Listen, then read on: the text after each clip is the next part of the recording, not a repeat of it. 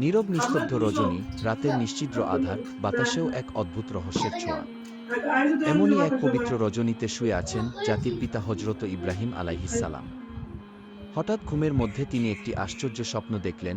এক ঐশ্বরিক কণ্ঠ যেন তাকে ডেকে বলছে, হে ইব্রাহিম, তুমি কোরবানি করো। হজরত ইব্রাহিম আলাইহিসসালাম এই স্বপ্ন দেখে জেগে উঠলেন। নবীর প্রতি স্বপ্নাদেশ ওহীর সমতুল্য, তাই তিনি ভোরবেলা ১০০ উট আল্লাহর রাস্তায় কুরবানি করে দিলেন।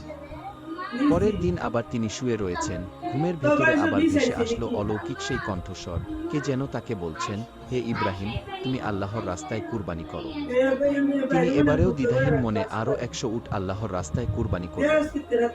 তবুও শান্তি এলো না তার মনে, তার হৃদয়ের গহীনে যেন কিছু বলছে, মনে হচ্ছে আল্লাহ রব্বুল আলামিনের দরবারে তার এই কুরবানি কবুল হয়নি। অতঃপর তৃতীয় দিন তিনি যখন আবার বিছানায় শায়িত, তখন আবার ভেসে আসলো সেই দৈববাণী, এক